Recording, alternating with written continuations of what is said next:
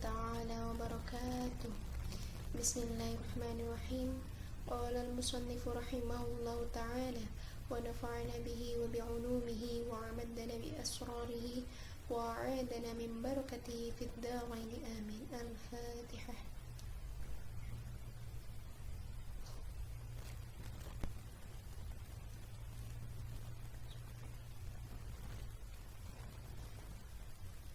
Baik, melanjutkan ngaji kitab Mukhtarul Ahadits An-Nabawiyah pada minggu pertemuan sebelumnya.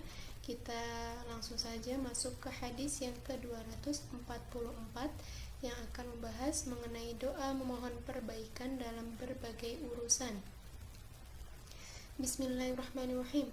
Allahumma ya Allah aslih li dini, perbaikilah agamaku, alladzi huwa ismatu amri, karena merupakan pegangan urusanku, wa aslih li dunyaya allati fiha ma'ashi, dan perbaikilah urusan duniaku karena merupakan tempat hidupku, wa aslih li akhirati allati fiha ma'adi, dan perbaikilah urusan akhiratku karena merupakan tempat kembaliku, waj'alil hayata ziyadatan li fi kulli khairin, dan jadikanlah hidup ini untuk menambah kebaikan kepada diriku dalam semua hal, waj'alil mauta rahatan li min kulli syarrin, rawahu Muslim an Abi Hurairah, dan jadikanlah mati sebagai kebebasanku dari semua keburukan, riwayat Imam Muslim melalui Abu Hurairah radhiyallahu anhu. Doa ini dianjurkan dibaca untuk memohon perbaikan urusan agama, urusan duniawi, urusan akhirat, dan memohon kebaikan dalam hidup di dunia serta mati dengan selamat dari semua perbuatan yang buruk. Selanjutnya hadis yang ke-245 mengenai doa memohon kecintaan dalam beriman. Allahumma ya Allah ij'al hubbaka ahabbal asya'i ilayya, jadikanlah cinta kepadamu merupakan hal yang paling aku cintai, waj'al khasyataka akhwafal asya' indi, dan jadikanlah takut kepadamu merupakan hal yang paling kutakuti di sisiku, waqta'anni hajatid dunya bisyauqi ila liqa'ik, serta putuskanlah tuntutan-tuntutan duniawi dariku dengan rindu untuk bertemu denganmu. Wa idza aqrarta a'yuna ahli dunya min dunyahum, apabila engkau menyejukkan pandangan mata ahli dunia karena dunia mereka, fa aqrir 'aini min ibadatik, rawahu Abi Naim an Al-Haytham bin Malik At-Ta'i. Apabila engkau menyejukkan pandangan mata ahli dunia karena dunia mereka, maka sejukkanlah mataku karena ibadah kepadamu, riwayat Abu Naim melalui Al-Haytham ibnu Malik At-Ta'i. Jadi apabila engkau menyejukkan pandangan mata ahli dunia karena dunia yang mereka miliki, maka sejukkanlah pandangan mataku karena ibadah kepadamu. Pengertian menyejukkan mata yang diambil dari lafaz qurratu a'yunin, maksudnya ialah menyenangkan hati. Melalui doa ini Nabi Muhammad SAW memohon kepada Allah agar hatinya disenangkan karena beribadah kepada Allah, dan ternyata doanya itu benar-benar dikabulkan, karena di dalam salah satu sabdanya beliau pernah mengatakan, dan dijadikan kesenanganku ketika aku sedang sholat, yakni beliau merasa senang apabila sholat. Hadis yang ke-246 mengenai doa meminta dibukakan hati. Allahumma ya Allah iftah masami'a qalbi lidzikrik, bukalah pendengaran hatiku untuk selalu mengingatmu.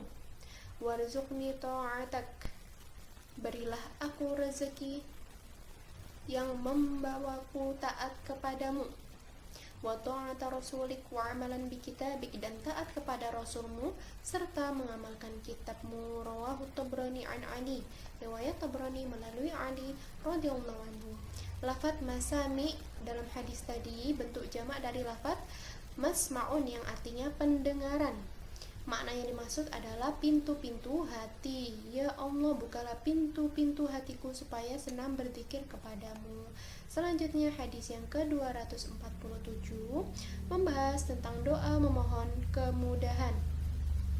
Allahumma, ya Allah, ultuf bi fi taisiri kulli asirin, sayangilah aku dalam memudahkan semua hal yang sulit. Fa inna taisira kulli asirin anika yasirun, karena sesungguhnya memudahkan hal yang sulit amatlah mudah bagimu. Wa as'alukal yusra, dan aku memohon kepadamu kemudahan, wal mu'afatah, dan keselamatan fid dunya, di dunia, wal akhirati, dan di akhirat.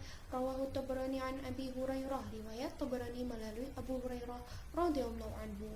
Jadi doa ini dianjurkan agar dibaca bila mana seseorang menghadapi suatu urusan yang sukar atau sulit. Selanjutnya hadis yang ke-248 membahas tentang doa bagi orang yang menuntut ilmu. Allahumma, ya Allah, aghnini bil ilmi, perkayalah diriku dengan ilmu.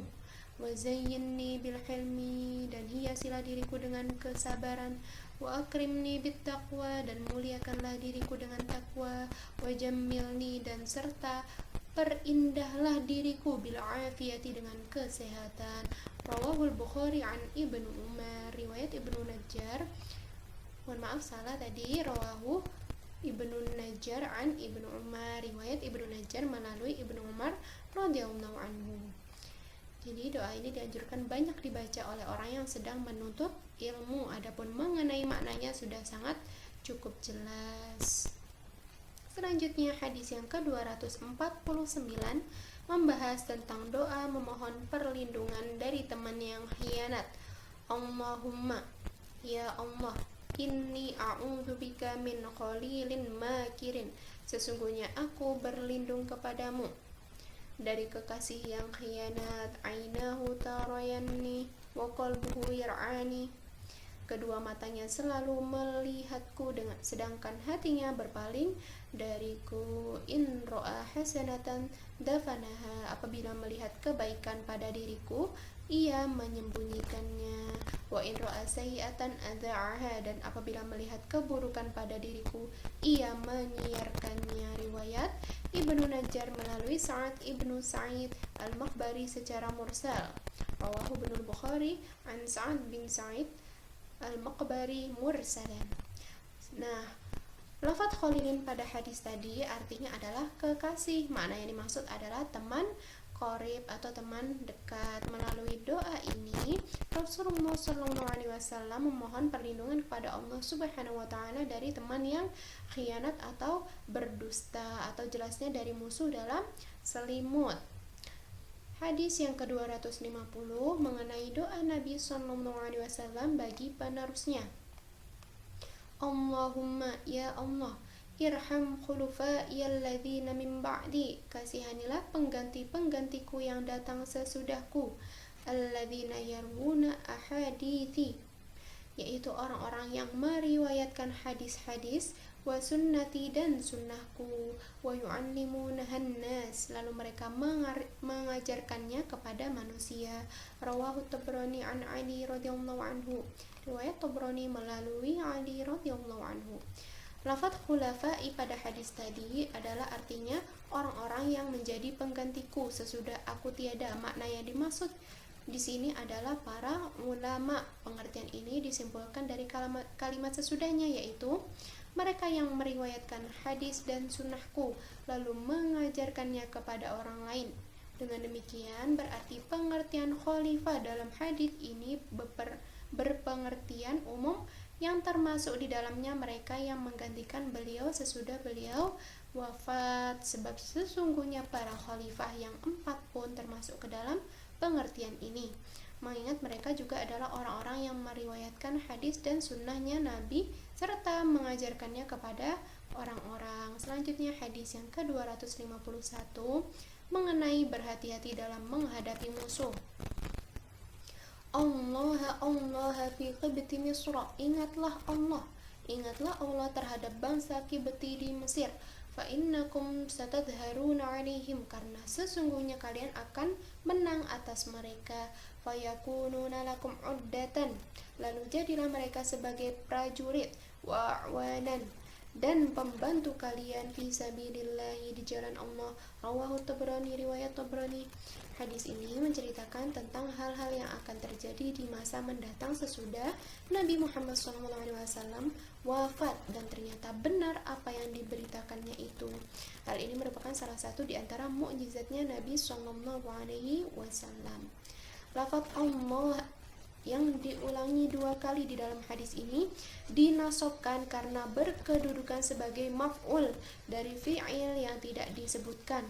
Maknanya mengandung ikro atau anjuran, yakni bertakwalah kalian kepada Allah dalam menghadapi bangsa Kibti di Mesir, atau dengan kata lain, berhati-hatilah kalian dalam menghadapi bangsa Kibti dan bertakwalah kalian kepada Allah, karena sesungguhnya kalian akan memperoleh kemenangan atas mereka. Kemudian mereka akan menjadi pembantu dan prajurit kalian di jalannya Allah. Berita yang disampaikan oleh Nabi SAW itu memang benar.